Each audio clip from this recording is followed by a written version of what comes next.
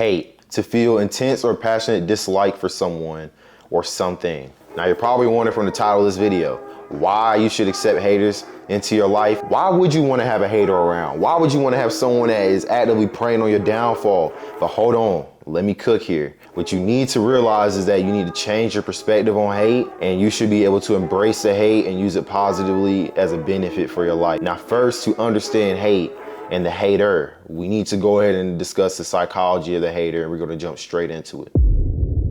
The psychology of a hater.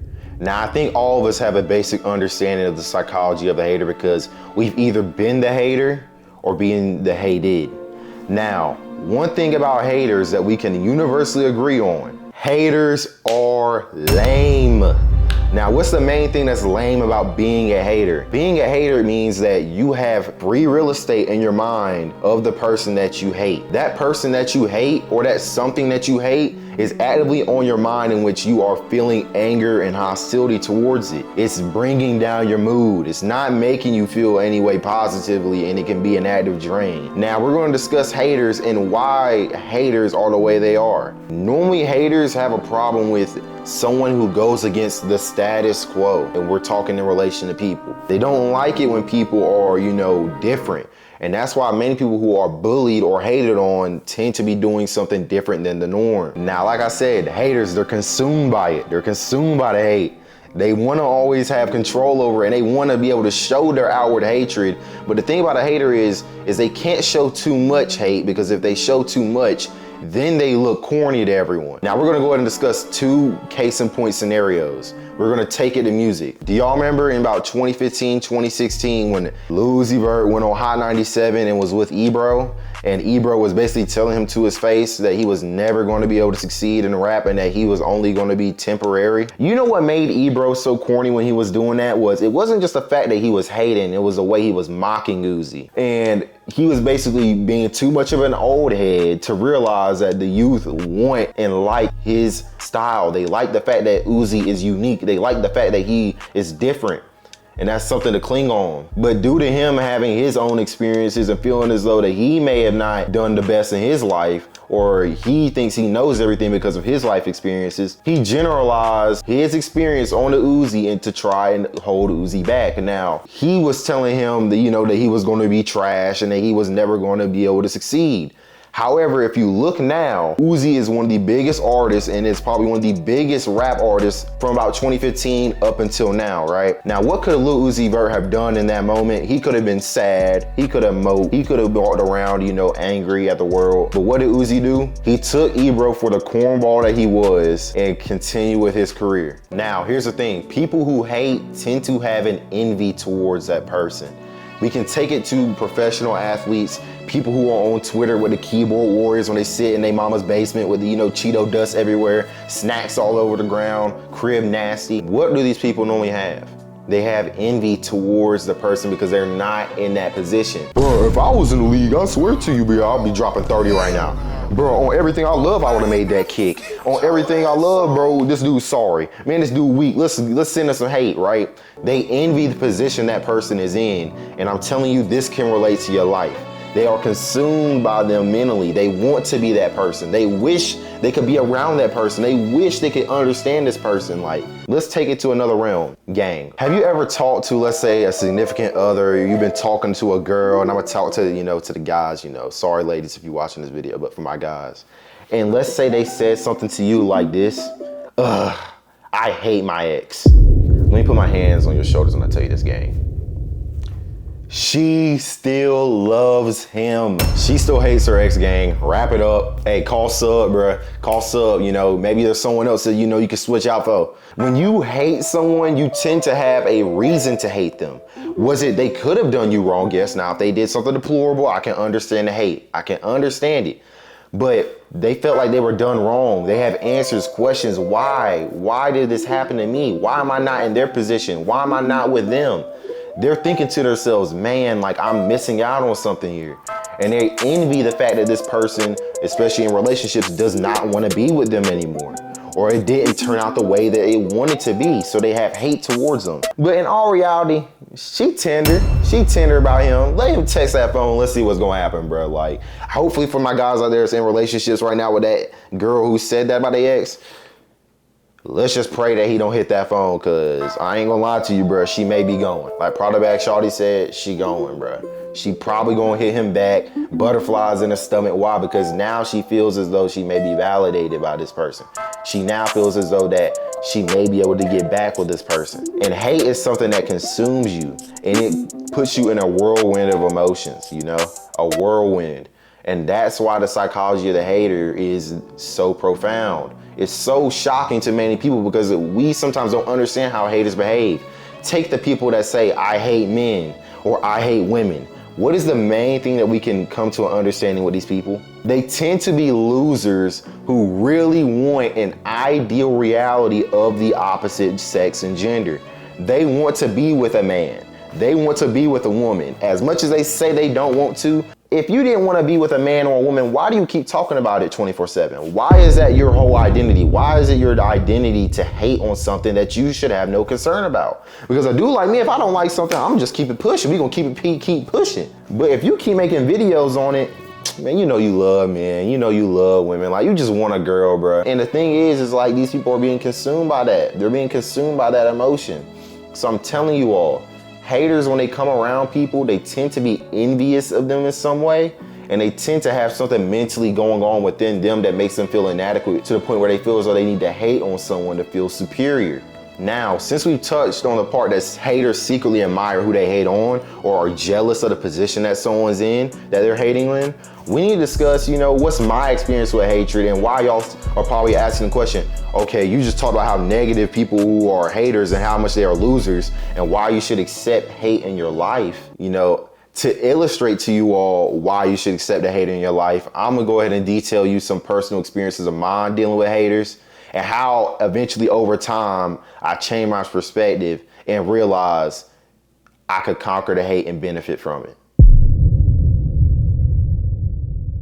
Now, to understand my experiences with hate, I do have to give y'all a little bit of context. And no, I'm not gonna try and make this no sad anime backstory, bro. I'm not trying to do that, no sappy, oh my God, they were hating on me. I'm not gonna do that, bro. I'm not gonna do that. But I do have to give y'all a little bit of context. So growing up, I was always outside the status quo. I was not the norm of the kids who were in my grade. I was the shortest person in class normally, and I also was the thinnest. So what did that make me? An easy target to hate on, because mainly I stuck out like a sore thumb. You know, I was like a needle in a haystack. The main reason why they would hate on me is because the repercussions weren't as strong. They didn't see me as a physical threat to do anything to them. Therefore, they were going to treat me poorly. I had people, guys that would treat me poorly because of this. And the thing is, that made me such an easy target because they didn't think in the back of their head that I could do anything to them, so they could just say whatever they wanted. Now, the first experience of hate that I'm going to detail to you all is when I was in 8th grade. I was, you know, just a regular dude, you know, chilling. I was just over there, you know, walking around school, doing whatever I had to do. But I noticed this one guy, this one dude just began to start treating me and my brother horribly, right? And I didn't know this dude from a can of paint. I did not know him, never interacted with dude, but for some reason he disliked me and my brother, right? And I remember I was on the game with him one time, and I was playing a game with some of my homies, and he was in an adjacent group, right? And the dude straight up said to me while we're playing Black Ops 3, if you play Black Ops 3, you know ball, he said he hoped my family dies over a video game. Now, I'm not gonna lie to y'all, if I was a new Uchiha right then in that moment, I would have got my Sharingan immediately. No, forget that, actually forget that. No, I would have gotten a Mangekyo Sharingan. I was that mad. I'm like, why is this dude who I barely know talking this crazy to me when I ain't beef with no dudes. I was a very respectful kid, I'm being honest, I was pretty cool.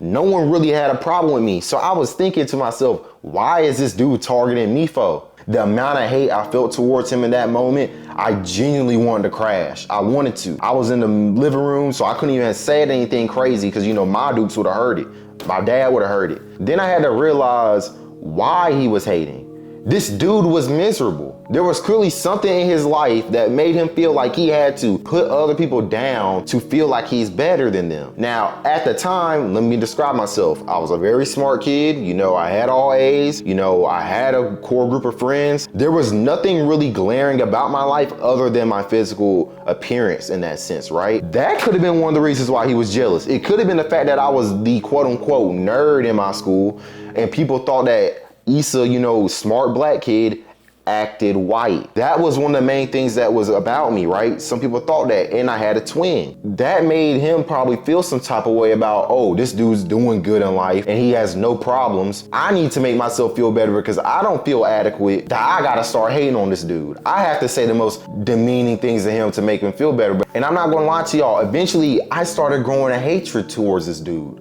When I see him, I get agitated. When I see him join the party, I'd get silent. I'd be mad. I'd be fuming. Like, I genuinely would be mad, bro. Like, I'm so dead serious. Like, it would really throw me off, throw my whole mood off. And then I had to think to myself, after years and when I still had to deal with this person, you know, over time, this hate that I'm feeling towards him is only being felt by me. I'm the adopted his characteristics, man. You gotta shake that thing off. Like, I gotta get that hate off of me, bro. I can't be feeling like this dude, whatever how miserable he is. I can't be like this dude. I can't stoop to his level. That was the main thing I had to realize over time. So I had to let go of it. I had to let go of my concern or the hatred and just keep it P and keep walking. Like, I really just had to make sure that I really didn't feel bothered by this person. Now, the second experience of hate that I experienced was in 6th grade that I wanna touch on. And we're gonna take it back. So I'm walking into a school event and I see one of my homies sitting at a table with a bunch of people I don't know. But I'm like, bro, I mean, it shouldn't be a problem. Let me just go sit over them by him, you know? Immediately when I sit at the table, everyone turns to me and looks at me like I'm crazy or something like that on the table, right? Then one of the dudes looks at me and is like, bruh, you just killed my vibe. Bro, you just killed my vibe. My vibe overly thrown. This dude's talking about it like on some Kendrick Lamar, like, you killed my vibe. I'm sitting there, I'm like, what? How did I kill your vibe just by being here in your presence? Like, that's some next level of hating. Like, you really gotta be on meat. Like, you gotta be really on another dude's top and meat for real to be hating off the first 5 seconds of looking at him, right? But then I realized, what was the event that we were at? We were at an event where they were passing out ice cream for good behavior. This was an event for people that were there for good behavior. By the way, goody two shoes, we all were not doing anything bad in school. We weren't no thugs, no none. We're talking about we're there for good behavior and I'm too lame to sit at your table? Bro, you just like the rest of us, bro. Get on with that, bro. Like, it's cool. You don't gotta be tough. Like, you just like the rest of us. You a goody two shoes, right? Like, you can't be trying to act hard and act overly P and act like you just, you know, that dude when you sucking on a popsicle, bruh. You can't be doing that. Like, I was so overly thrown off when that happened. I really sat back and I really had to process it for minutes. I'm like, what about me made me so lame to a dude who had good behavior just like me? Like, bro, you was not, like, what are you to be mad at me for sitting with you when you sucking on a popsicle, eating ice cream, bro? Like, let's really think about that. Like, look at that, bro. That was mad corny of him.